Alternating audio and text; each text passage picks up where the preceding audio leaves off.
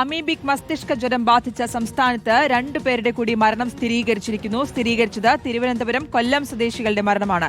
ഇതോടെ അമീബിക് മസ്തിഷ്ക ജ്വരം ബാധിച്ച് ഈ വർഷം മരിച്ചവരുടെ എണ്ണം 19ആയി. ഗോപാൽ ഷീലാസനൽ നൽകും വിശദാംശങ്ങൾ. ഗോപാൽ, എന്നത്തെ മരണമാണ്? എപ്പോഴാണ് ഈ മരണം സംഭവിച്ചത്? ഈ സ്ഥിരീകരണം വന്നിരിക്കുന്നത് എപ്പോഴാണ്? എപ്പോൾ ഉണ്ടായ മരണമാണിത്? സ്മൃതി, ഈ മാസം 11-ാം തീയതി നടന്ന മരണങ്ങളാണ് ഇപ്പോൾ അമീബിക് മസ്തിഷ്ക ജ്വരം മൂലമാണെന്ന് സ്ഥിരീകരിച്ചിരിക്കുന്നത്. അതായത് മരണം സംഭവിച്ച് അതിനുശേഷം നടത്തിയ സാമ്പിളുകളുടെ പരിശോധനാ ഫലം വന്നപ്പോഴാണ് ഇത്തരത്തിൽ 2 പേരുടെ മരണങ്ങൾ അമീബിക് മസ്തിഷ്ക ജ്വരം മൂലമാണ് എന്ന് കണ്ടെത്തിയിരിക്കുന്നത്. തിരുവനന്തപുരം കൊല്ലം സ്വദേശികളായ 2 പേരാണ് ഇത്തരത്തിൽ ഈ രോഗം ബാധിച്ച് മരണമടഞ്ഞിട്ടുള്ളത്.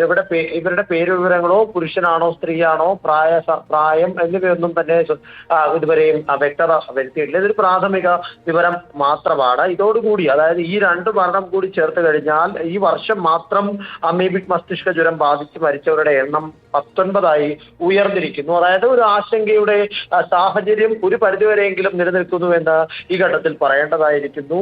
ഇതിൽ ഏറ്റവും പ്രധാനമായി ആരോഗ്യവകുപ്പ് മുന്നോട്ട് വെക്കുന്ന ജാഗ്രതാ നിർദ്ദേശങ്ങൾ പാലിച്ച് തന്നെ പൊതുജനങ്ങൾ സഹകരിക്കണമെന്ന ഒരു അറിയിപ്പ് കൂടി ആരോഗ്യവകുപ്പിന്റെ ഭാഗത്ത് നിന്ന് ഉണ്ടാകുന്നുണ്ട്. കാരണം തിരുവനന്തപുരം കൊല്ലം സ്വദേശികളുടെ മരണമാണ് ഇപ്പോൾ സംഭവിച്ചിരിക്കുന്നത്.